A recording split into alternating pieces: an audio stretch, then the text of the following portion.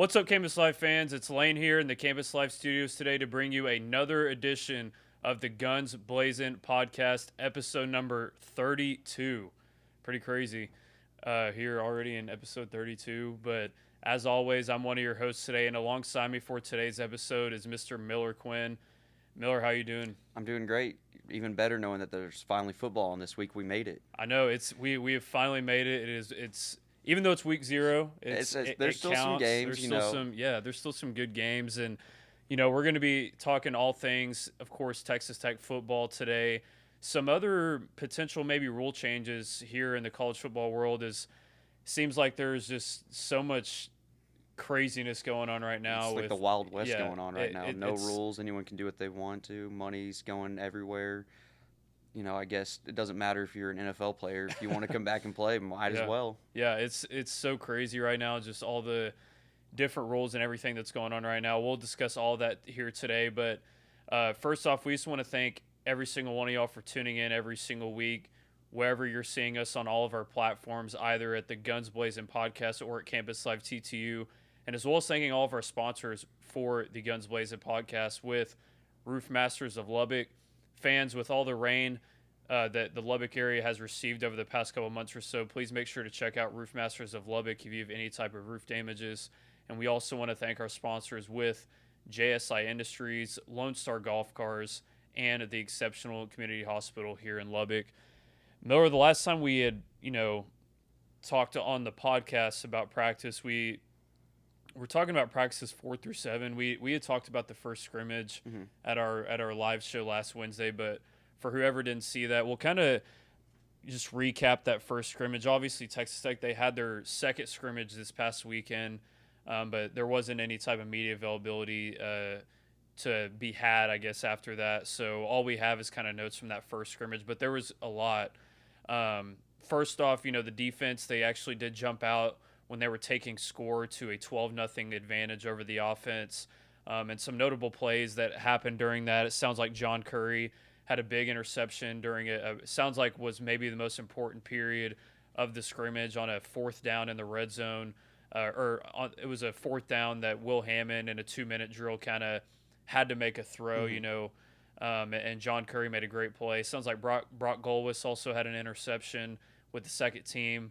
Jet Carpenter caught a touchdown from Kirk Francis with the second team that actually won the red zone period as a whole for the offense. And then later on social media, you could see Will Hammond. He had a great throw to Terrence Carter for a red zone touchdown. But it sounds like the play of the game, or the play of the day actually, was Stone Harrington's, obviously his 64-yard field goal. And I saw on social media also from this past Saturday scrimmage that Stone hit, I think it was a 56-yarder, and it landed 3 rows deep in the new end zone, and We're gonna go from 70. So his leg is just insane, and sounds like he keeps showing it off here in practice. And then of course, just some other standouts. Corey Platt from Coach McGuire said he stood out. Davin Martin, and then the young freshman Chase Campbell sounds like he received some work with the second team. And then, of course, all the running backs, they apparently look good as well.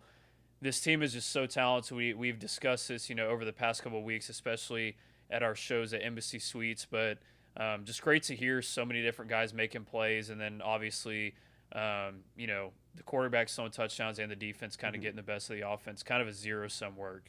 Yeah, no, it's great to hear that. We're having some of the best defense and some of the best offensive players go at it in these practices, and that's really going to set the tone for the way that the season's going to go.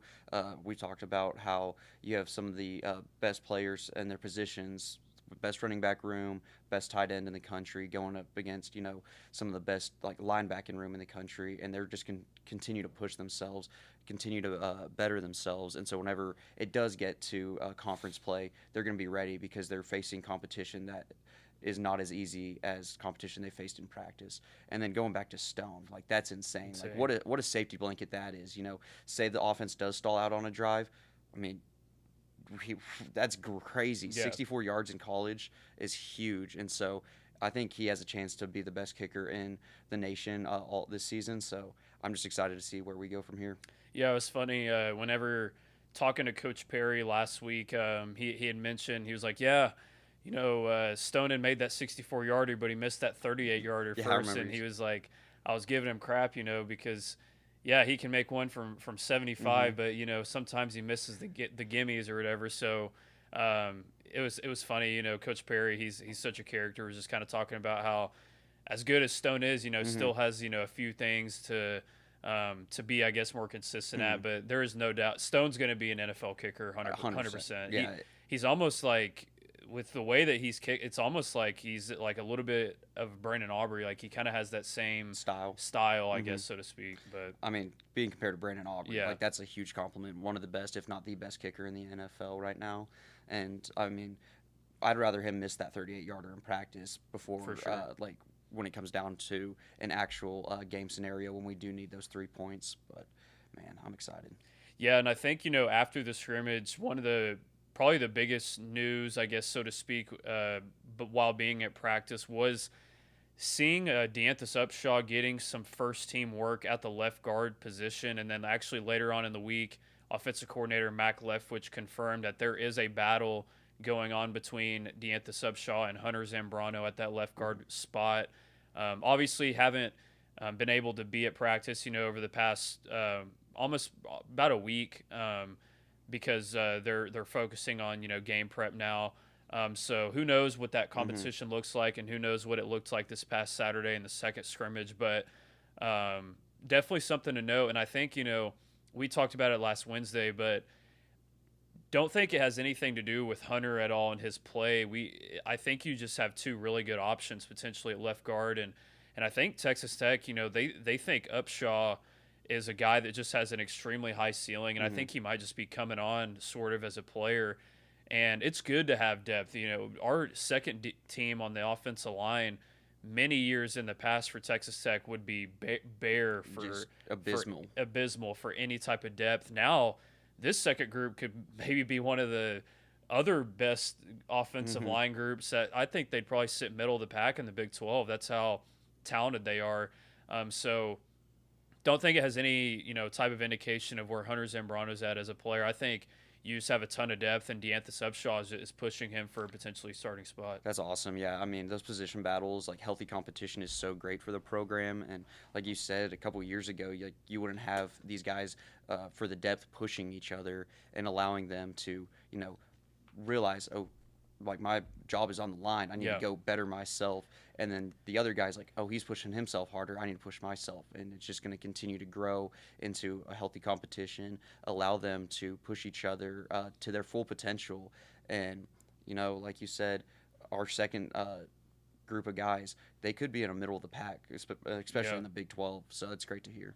Yeah, there's so much competition going on this roster, and obviously the safety position is the one that's been talked about all off season. Who's going to play next to B.J. Jordan? Whether it's Peyton Morgan, Oliver Miles, and Malik Escara. Seems like every time I'm watching highlights from either scrimmage or practice, Oliver Miles is getting an interception, and he's constantly been talked about by Coach McGuire, and how good of a fall camp he's had.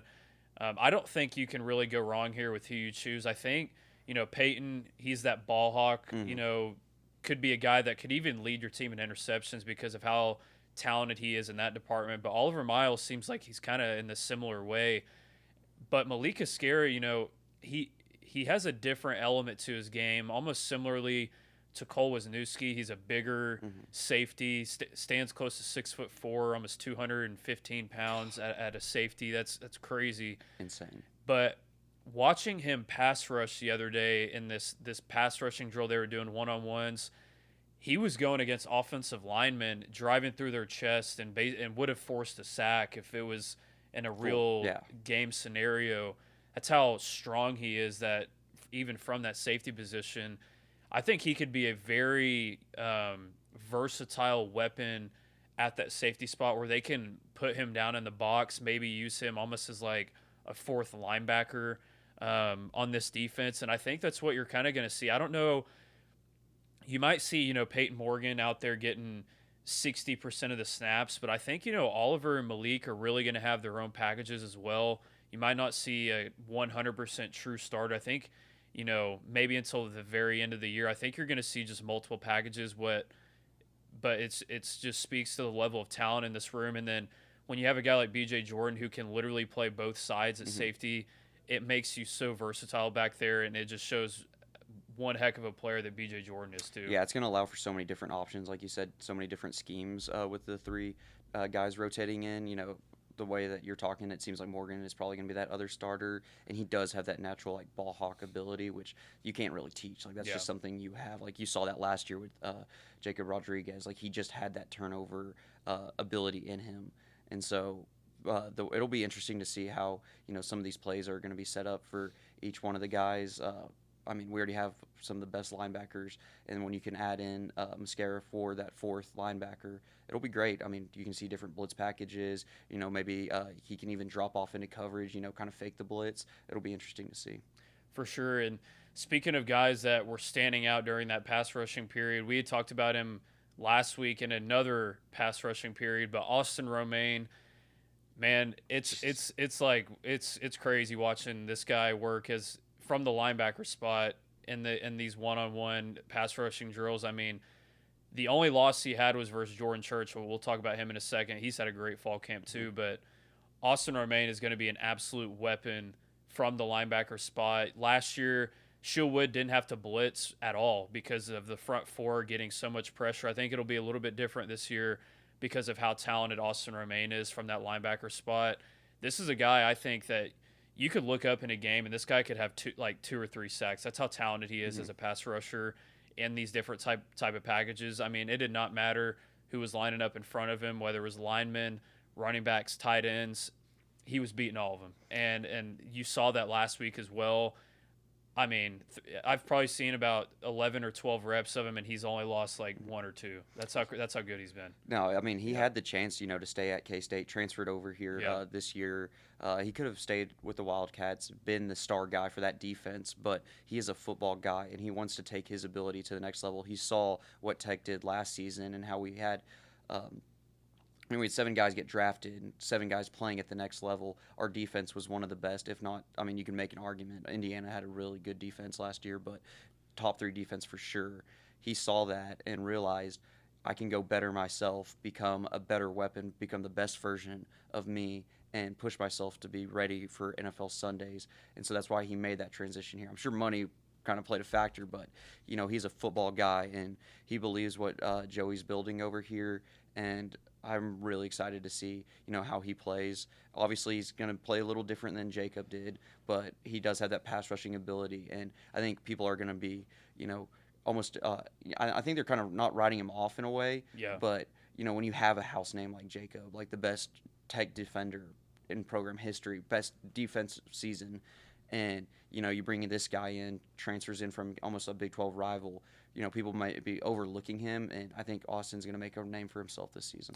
Absolutely. Austin, I think he's going to have one heck of a season on this defense. And then a guy on the offensive side, I just briefly spoke about him, but Jordan Church really having a strong camp on that offensive line. We could go down the list about skill position guys, but we've talked about them quite a bit through these, I guess, practice notes. But Jordan Church, man, he has really stood out to me. I think he could put together a phenomenal season on this offensive line. I think, adding him in with, Howard coming back, Sheridan coming back, and Jacob Ponton coming back, you add Jordan Church in this mix with whoever wins that job at left guard. I think, in these one-on-one drills, he stonewalled everyone except for Austin Romaine. They kind of got the best of each other on one rep for each, but everyone else, though, I mean, he was winning those reps, and it was really impressive to see. Yeah, I mean, he was kind of that leader in the offensive line for Louisville, and then he comes over, kind of like the same thing, realizing he can better himself here. But this is a guy that he can go first round if he continues to develop. He's definitely a day one kind of guy for the draft. I mean, he is one of the best run blockers in the nation, in my opinion. It'll be excited to see how he fares with, Joyner and Dickey. I really think our offensive line definitely is, I mean, maybe with Cincinnati, one of the best in the Big 12. Yeah, absolutely. And that'll kind of take us into our Lone Star Golf Cars drive of the game.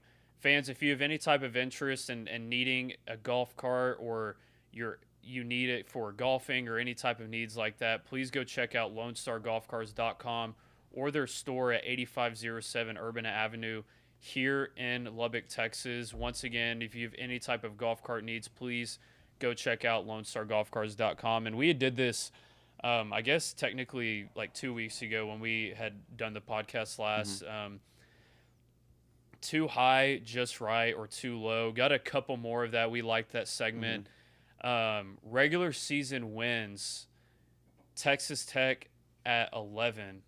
Too high, too low, or just right? Too low. Yeah. Too low. It's 12-0. You know, I was talking to you off camera a couple of days. It was with some of my buddies, and you know, we have benefits of, you know, kind of like coming in and studying and talking about Tech, and you go to all the practices and you get to interview the coaches and you see a lot, and you come back to the studio and we talk about it. And we both projected them going 12-0. Some of my friends were like, no, it's classic Tech. They're going to drop an unnecessary game. And I guess that makes sense. You know, we shouldn't have really lost that Arizona State game last year. But I really think this is where you see Tech turn that corner, you know, kind of turning the tide, where it's not the Tech of the old where, oh, they drop an unnecessary game to like a Baylor or even like Arizona or Arizona State here. I think, you know, 11 wins, too low, 12-0, 13-0 with the Big 12 championship. Yeah, I agree. And I think another thing, too, is the schedule sets up for you in that way, too. You know, you don't have to play BYU. You don't have to play Utah if you believe that Utah is going to be a top team in this conference. You get Arizona at home. You get Houston at home.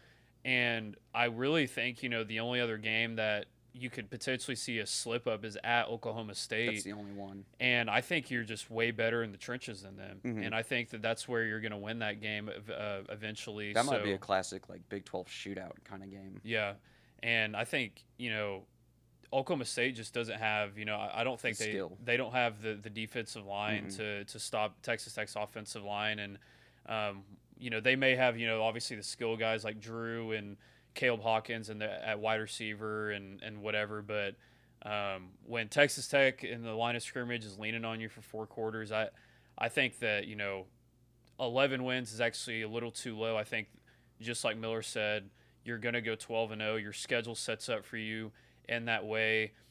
You know, honestly, all of your toughest games, and at least in our opinion, they're at home. They're home games, yeah. So I think the schedule sets up for you that way, and then you'll end up, at least in my opinion, you'll end up playing BYU in a rematch in the Big 12 championship. But this one's kind of as the Big 12 as a whole. Big 12 teams that finish ranked at the number 5, too high, too low, or just right. So five Big 12 teams getting ranked. Yeah. I would say maybe just right. Yeah, I think so. Yeah, just right. I think 5's good because there's 4 ranked right now. I would say it probably is going to finish with 5. You know. Yeah, I think that's just right. Yeah, I think, you know, obviously Texas Tech, BYU, probably Houston. Utah or Houston for sure. I would say Utah just because of their schedule is so easy. Like, they easily could just go 9-3 and be ranked at the end. And then Arizona, Arizona has a really tough schedule though. You could even see Oklahoma State. I think, you know, sneak in at like the 25-24 just with the way their schedule is. Yeah, I think that 5 number is sitting just right there. And there's always a team too that, you know, is kind of not being talked about a lot, especially in the Big 12. You know, a team kind of like Arizona last year that just ends up winning like all of their 1-score games, and they end up going like 9-3 or 10-2. There's always that one team, you know, maybe that's, you know, like a Kansas State this year or something, even though they did lose 2 of their offensive line starters heading into the season, including their left tackle, Pastor, who was going to be one of the best left tackles in the country. So that's a huge loss for Kansas State. But like a team like that, you know, even TCU, I could see. Yeah, maybe. TCU for sure. So I think 5 is just right there. But Will Hammond passing touchdowns at 28. 28. That's a lot. That is. Is that his line? That's a good question. I just kind of. You just. Yeah, just kind of. I'm gonna say too high for the fact that some of these games are gonna be blowouts, and you're not gonna he's not gonna be forced to like throw the ball, and especially like with who we have like in the backfield with Dickey and Joyner, you know, such a red zone threat. I think 28 might be too high, only for the fact like he might not be playing as much. Like he's not going to be playing all 4 quarters, Yeah. all 12 games. So I think 28 might be too high, but it wouldn't surprise me if he does hit that. Yeah, I think, if you're thinking, I guess, just regular season, I think 28's too high. But yeah, I guess with the Big 12 championship and potentially 2 playoff games, I actually think this might be a little too low. I can see that. I wasn't thinking about like the extra games. As long as Will stays fully healthy all year long, I think that Will finds himself in the 30s somewhere.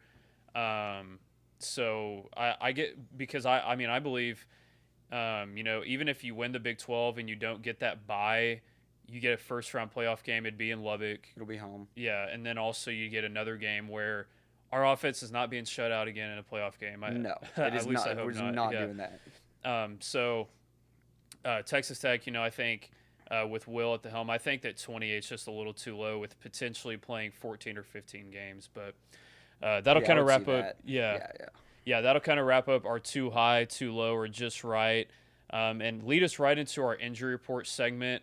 Fans, it's time for this week's injury report presented by the Exceptional Community Hospital. And before we hop into the injury report, we just want to take a moment to recognize the Exceptional Community Hospital as a proud sponsor of Campus Live and the Guns Blazin podcast. And be sure to visit their 24/7 state-of-the-art hospital and ER located at 6401 Spur 327 in Lubbock. They accept all insurances and have short ER wait times. And once again, the Exceptional Community Hospital is proud to support this week's injury report on the Guns Blazin podcast. We talked about it last Wednesday. No idea, if they're hurt or not or anything. Just at least at the media viewing period, Bryce Butler and Cash Cleveland were not at practice. No idea if they, returned for the scrimmage or not on Saturday. But just something to note, obviously, because besides that, knock on wood, Coach Wires talked about it throughout fall camp, how healthy this team has been. We hope, obviously, hope for Texas Tech's sake that continues. And, hopefully for Bryce and Cash, they're just, small things. They're just nicked up, just holding them out of practice. But besides that, the Texas Tech team right now is very healthy. That's great to hear. That's great. I know Joey said he also said it, knock on wood, that this is the healthiest team he has had going into a season, and hopefully that'll continue, especially when these like early week games, Abilene Christian, Oregon State, and skip the Houston game, going to Sam Houston, like hopefully those games you see the guys kind of staying healthy throughout those games and gearing up for conference play. Yeah, speaking of Oregon State too, they actually announced their starting quarterback yesterday. Believe it or not, it's not Malik Murphy. It's not Aiden Atkinson, who was the FCS Player of the Year last year at Mercer, transferred up there to Oregon State and actually beat out Malik Murphy for the job. So we will be facing, or Texas Tech will be facing versus Aiden Atkinson, who once again was the FCS Player of the Year last year. So Tech by 50 still. Yeah. Not going to change a thing. Interesting development there, though. I don't know if a lot of people expected to see Malik Murphy not as the starter, but with Atkinson, they're actually a couple games last year. He had 3 games over 400 yards and a game over 500 yards. So sounds like the guy might just be a better passer than Malik, and better Malik overall. was kind of that dual threat, though. Like, I mean, he had the running game. I guess, I mean, I didn't watch much of Mercer football last season. I don't know if you did, but, those, I don't know who he threw 400 yards against. He could be nobody's, the Helen Keller School of the Blind and Deaf. But, it'll be interesting to see how he goes up against one of the best defenses in his second ever FBS game. Yeah, and he had played against Auburn last year, and he did throw for, I think it was over 200 yards and like a touchdown. But besides that, though, I'd have to go relook at who they were all against. But so that'll kind of lead us into our Paving the Way to Victory segment. Fans, JSI Services is a proud partner of Campus Live, and be sure to visit their website at jsiservicesllc.com to learn about their asphalt/paving services,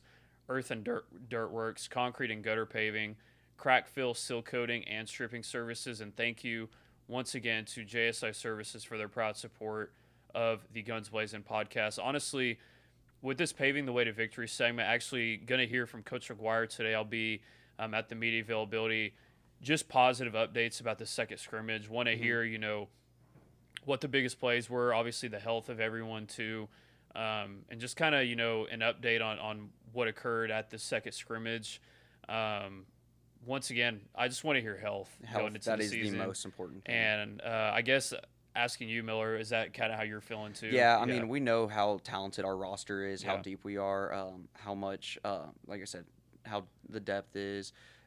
Hopefully everyone stays healthy. If there is any injuries, it's nothing too serious. Maybe they just are sidelined for a few days because we've talked about it. Some of these guys are seniors. They've been playing at this high level for years, and so we know what they're capable of. They know what they're capable of. And, when you play at this level for years, it's going to be a bunch of wear and tear on your body. So it's all right to have them sit out for a couple practices, especially heading into the season. Yeah, absolutely. And that'll kind of wrap up our Texas Tech fall camp talk.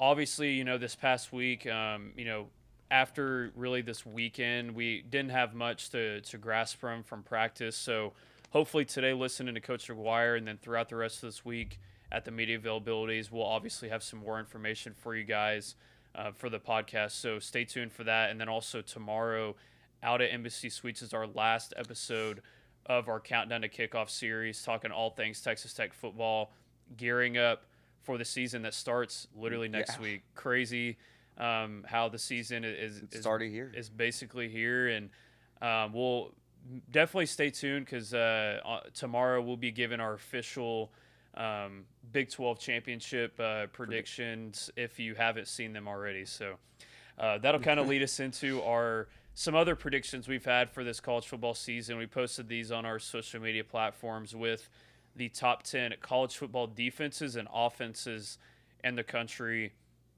And we'll start with the defensive list and kind of go 10 to 1 and just pick out, a few teams that really we believe on this list. Maybe some people out there are higher on them and we're not, and maybe we're higher on some teams that other people aren't. But we do have Alabama at that 10 spot, Ohio State at 9, Miami at 8, Georgia at 7, Oklahoma at 6, Texas Tech at 5, Indiana 4, Oregon 3, Texas at 2, and Notre Dame at 1. Honestly, I don't see any issues with this list at all. I think our fans didn't either. This is one of the only posts we one of our only prediction posts where we didn't get so much hate or backlash in the comments. So I guess people were pretty. I guess the list was agreeable, not too much controversy. I guess there's some teams you could flip around in there and you'd still be fine, but it's a pretty dang good list. Yeah, I did see some. There were a few comments on Facebook, only talking about Texas Tech. They were like, Texas Tech will never be top 10 in anything. Did you watch last season? Oh my gosh, they had the best defense in the country, so. Didn't really understand that comment. Just ignorant. Yeah. But people love to hate. Yeah, I think there was another comment too about Oklahoma being 6. I know they could go higher. I mean, we could make that argument. I think you can make an argument for them to be higher. I just don't believe we had actually talked about this last Wednesday. I think John Mateer in the offense actually could put the Oklahoma defense in bad spots just like they did last year, where you're seeing the defense constantly having to carry this team because whether, you believe this or not, me and Miller aren't the highest on John Mateer. No. The Heisman talk you see of him out there, how he's, one of the best quarterbacks in the country, we don't really believe that. So, defense is elite. Obviously, they're going to carry this team once again. I just think tied in with team success, I think the 5 teams ahead of them are just going to have way better seasons. Mm-hmm. And honestly, their offenses aren't going to hurt them in spots where it could actually affect their defensive stats too. Yeah, the defense is going to see so much field time just because of how we believe their offense is going to put them in those types of situations, quick turnovers. And I just don't get the Mateer Heisman talk. I'd believe in Bigfoot before I believe Mateer winning the Heisman. Has got no chance. So I just think Oklahoma at 6. Honestly, you could make the argument, Yeah. for them being higher because they did have one of the best defenses in the country last season. But you also make the argument that they should be lower on the list. Yeah, for sure. I think, another team maybe you could make an argument for them to be higher would probably be, honestly, Miami, I would say, just with who they returned at the defensive tackle spot, adding in Damon Wilson. They return a lot of different other guys on their defense as well. I think Miami is going to be legit this year. So having them at that 8 spot, I think they could have an argument to be higher as well. But besides that, I think we kind of hit the nail on the head here. Yeah, I think that's a great list. Obviously, Ohio State down at 9. They've lost. They had 3 guys go in the top 7. Yeah. What was it? Like, that's insane. So, I mean, Ohio State, they always rebuild. Matt Patricia is still the defensive coordinator there. I'm sure they're going to have a great defense, but for what they lost, that's why they're kind of lower on the list. And then we had Indiana at 4. Yeah. Indiana, they returned some of their older guys. I think 24, 25-year-olds still playing college football. Well, we might be talking about this in a second. True. So Indiana might actually be the one that should drop on this list because of all what we're going to talk about soon. True. But yeah, they do have a bunch of older guys on the team. So I think this is one of our better lists. Yes. Actually, I think all the lists we make are perfect. Yeah. I don't think we've had one miss. I mean, y'all think we mess up a lot, but I think all of our lists have been perfect. Yeah, I think all of our lists are going to be great. And, kind of moving into our offensive list, we haven't really had any issues with this one either. We have Texas Tech at 10. Surprised people haven't been commenting about that, honestly, after Brennan Sorsby's not on this team. But USC at 9. Notre Dame at 8, LSU at 7, Indiana 6, Oregon 5, Ole Miss 4, Texas at 3, Ohio State 2, and Miami at 1. Once again, I think we hit the nail on the head here. I think I'm surprised, honestly, there's people not kind of arguing about USC and Texas, but Lincoln Riley always has a top 10 offense. He returns one of the best quarterbacks in the country. They have recruited extremely well the past year or two under his regime. This could be kind of the year that USC – if once again, there's a few other teams on here that are kind of like this, but this is the year for USC to take that next step. That's why a few of us picked them to be right now the most overrated team because Lincoln Riley just hasn't proved it there. Yep. So this is the year, for USC with all the recruiting they've done to take that next step, and we believe that they will have a top 10 Yeah, offense they have in the a country. favorable schedule. They don't really have any tougher games. I mean, they have Oregon, but they get to play Oregon at home. Ohio State. Ohio State at home, yeah. So it'll be really interesting to see how Lincoln Riley does this season, especially with such a favorable schedule. They do miss out on playing Indiana, I believe. So I think it'll be good to see that. USC, they play this weekend. They're one of the teams that play week 0, and I believe they're 37.5-point favorites. They're playing San Jose State, so it'll be a blowout, but it'll be good to see, kind of how they set the tone for this season. I'm surprised people aren't arguing about Tech at 10. I think with Sorsby, Tech would definitely be higher on the list because we do have the best tight end in the country, the best running back room in the country. We have the second best offensive line in the Big 12. You have one of the deepest, not the best starting wide receivers, but you have the deepest wide receiver room in the Big 12. But I think 10's a perfect spot for them. I think Tech will go higher because I think people are sleeping on Hammond, and he's got a lot to prove this season. Yeah, he's got a lot to prove, and he has a ton of weapons around him. Just like you said, best tight end in the country. You have arguably the best running back room in the country, a very solid offensive line, and you upgrade it at the right guard and at the left guard spots while also returning the other pieces on your offensive line. And then your wide receiver room. I think your wide receiver room is going to be even improved from last year, which is pretty hard to believe, especially watching in the preseason right now, seeing what Caleb Douglas and Reggie Virgil are doing. Not to diminish their games at all last year because they were tremendous players, but I think Micah Hudson, is going to have a tremendous year. Kenny Johnson, a tremendous year. I think you're even going to see Coy Eakin have a better year, but the depth behind them is so much better than it was last year. You're going to be able to go 7 or 8 guys deep in this room. So much weapons. And that's not even talking about Jacoby Williams also potentially being in the slot or outside. That's why Texas Tech is in this top 10. and the schedule is very favorable, Favorable. for them to go drop 40 points a game Mhm. on basically everyone. Now it'll be interesting to see really where they finish the season. Yeah. Going back to the list, we had Miami at 1. I Yeah. just think they got better than last season. They kept Tony, and then they got better, in my opinion, the quarterback position. Oh, 100%. I mean, Carson yeah. Beck, he's obviously a good quarterback. I mean, he was in 7 years, 6 years, however many Yeah, long he was yeah. playing college football, and obviously led them to the national championship. Weren't able to get the job done. It was a tight game, but I think they upgraded in that quarterback position with Darian Mensah, who I think has a legitimate shot at winning the Heisman. He led the Duke Blue Devils to an ACC title game Crazy. in Yeah. football, not basketball. Yeah. Not basketball. Yeah. You hear Duke winning the ACC title, you're like, oh, okay, yeah.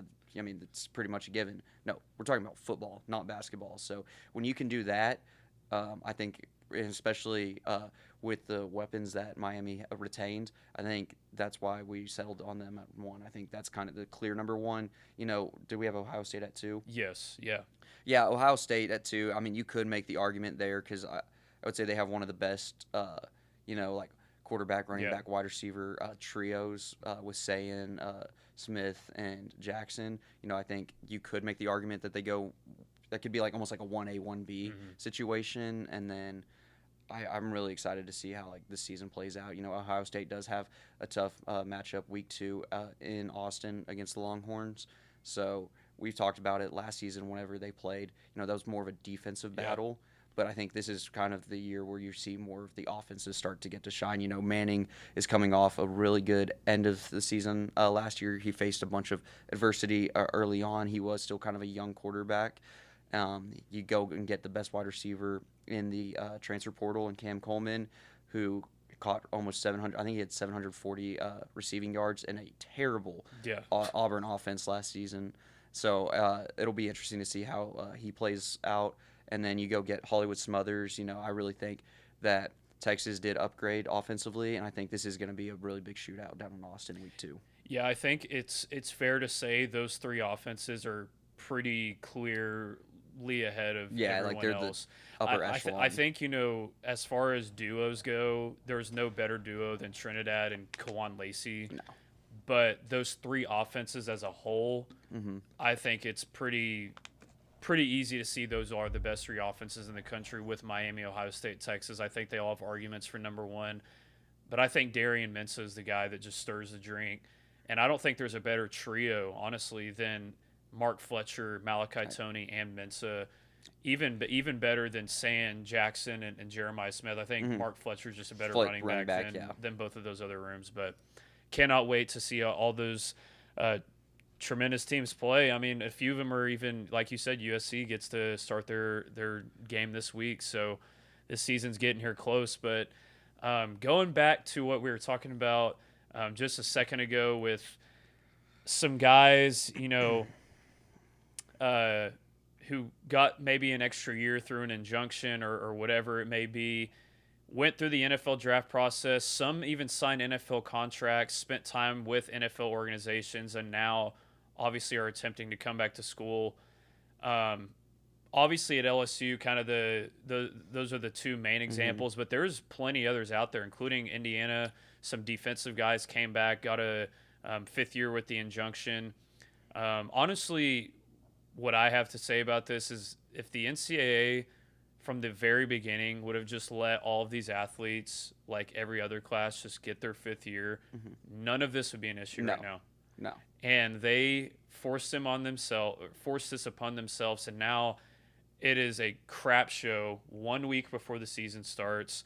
Now conferences are threatening to ban these players from playing in their conferences. Every single Power 4 conference came out today and said they're discussing this. And potentially it could even affect Texas Tech as well. Don't really know the full details on it, but there obviously is the reports out there about potentially Thomas Castellanos coming to Lubbock and being a backup quarterback for the Red Raiders.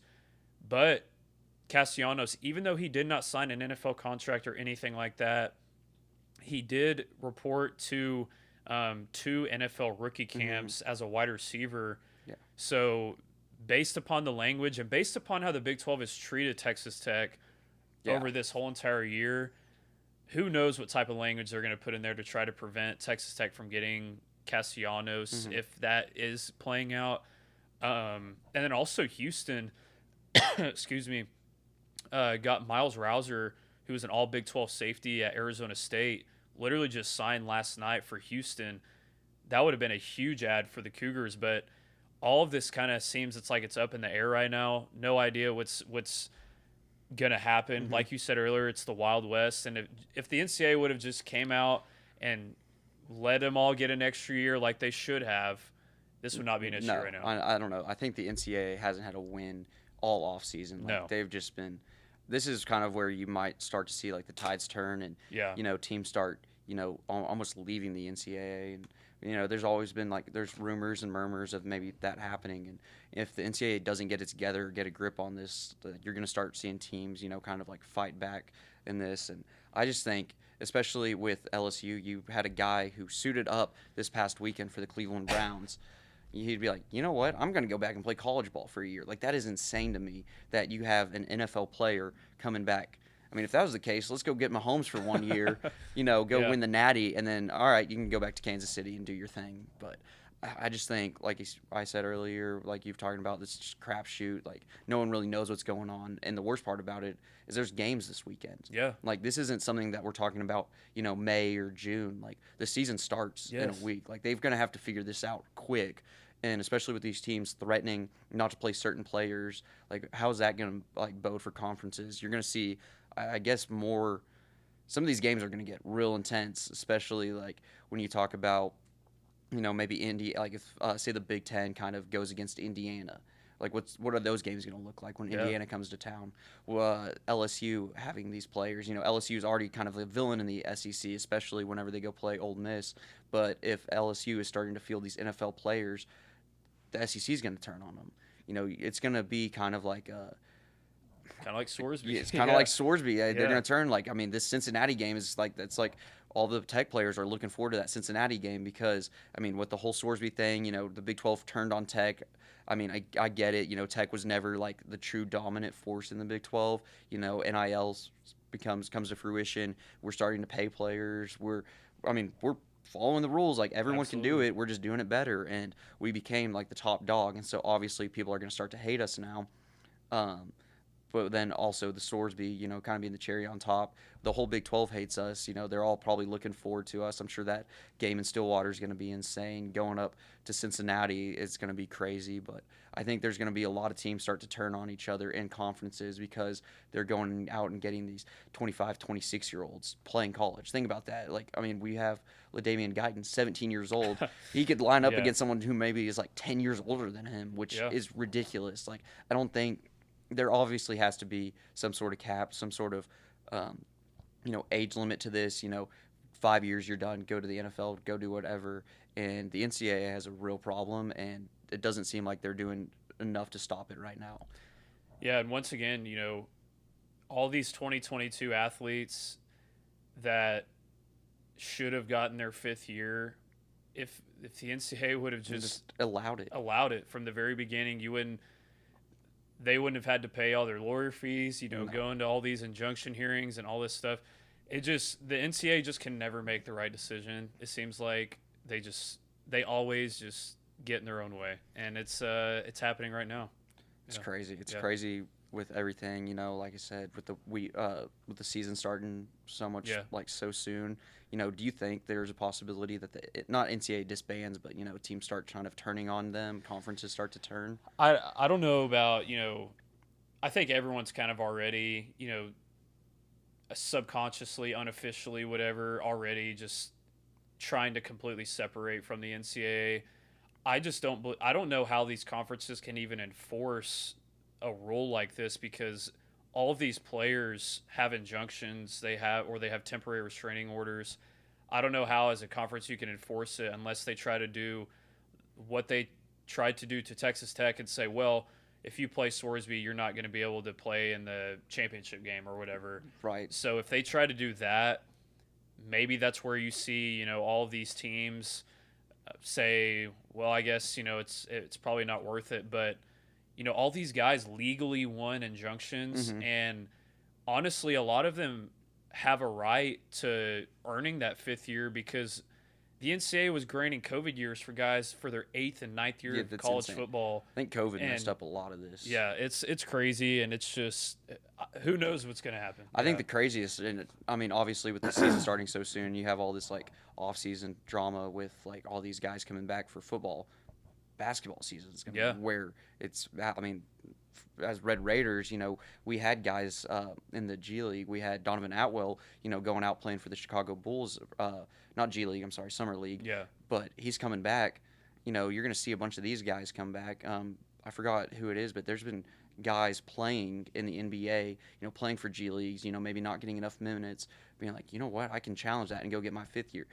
You're going to have these guys coming back that had like played in the NBA, played professionally, coming back to college. And when you think about that, there's some guys, Cooper Flagg, only had 1 year at Duke.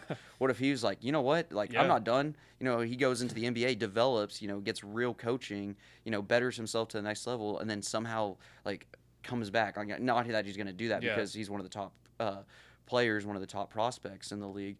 But for like some of the guys that aren't getting significant minutes, maybe think, oh, I can go dominate back in college basketball, maybe better my draft stock, maybe teams will start scouting me. I just think it's going to be insane for basketball. So, we talk about how the season's about to start for football. NCAA's got to figure that out. I think they really have to figure it out before basketball season starts. Yeah, I think there needs to be exact guide. Like, I think if someone signed a contract, they should not be allowed to come back. No. I think if didn't sign a contract, maybe went to a camp or such, then that's where you could see some vulnerability and like this guy should have had a 5th year anyway. Like if he, but the whole like the guy in the Browns who literally played in a preseason game, him, I don't know. That's it's crazy. But who would have thought? Like this, I mean, like I said, this is something we should be discussing, May, June, July. 100%. Not a week out from the season. Yep. So. And speaking of the season, week 0 starts this week, and there's honestly not a bad slate here. We'll go down the list kind of some games. North Carolina versus TCU, obviously the big game over in Dublin. We got NC State and Virginia, San Jose State and USC, Jacksonville State, North Dakota State, Eastern Michigan and Sacramento State, Hawaii at Stanford. Going to be interesting to see how Hawaii kind of looks. Memphis at UNLV. I think that's the best game of week 0. That's going to be an awesome game. And then UTEP at New Mexico. I think that could be a pretty decent game as well. I think New Mexico has a good team this year. But out of all of these games, if you could pick 2 of them, which one are you most excited to watch, Miller? I would probably say obviously the NC State and Virginia game. I think that's crazy that you are having such like a week 1 ACC conference matchup. Yeah. Virginia was playing in the ACC championship game last season. Obviously they lost some parts. Their schedule kind of favored them to allow them to make that championship game over Miami, over like SMU, over Clemson. They did lose to Duke and Darian Mensah. I really think with the way that NC State, they had a good transfer portal, and I've seen a lot of people kind of say that this might be a sleeper team for the ACC. Obviously Miami, they're still the top dogs. SMU and Louisville, they're right there. But if you look down the list, NC State's not far behind, and it wouldn't surprise me if they finished 2nd or 3rd in this conference. So I think that one kind of stands out to me. And then the big one is Memphis and UNLV. I know you had UNLV in your bracket, right? You had them at the 12 seed. I think that one will be a pretty good game. I think last time I checked, UNLV, I think they're 5.5-point favorites. So I think so. One score game. It'll be pretty close. I think this is a game that might come down to a last second drive. Maybe a game winning field goal. But so I mean, some of the other games, even UTEP and New Mexico, just like where they are geographically, that can be kind of a rivalry game. And then even like Hawaii, Stanford, like that, I feel like they had some beef, in the early 2010s. It'll be interesting to see how Hawaii plays. I've seen some analysts, pick Hawaii as that G6 spot getting into the playoffs. I don't think so. I picked Boise State, but I think there's better G6 teams. But Hawaii, I wouldn't sleep on them.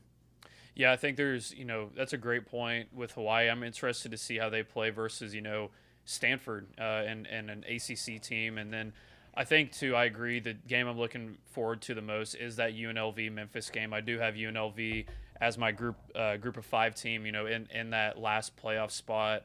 I think they actually, if they win this game, they have a very good shot at going undefeated, especially in their conference.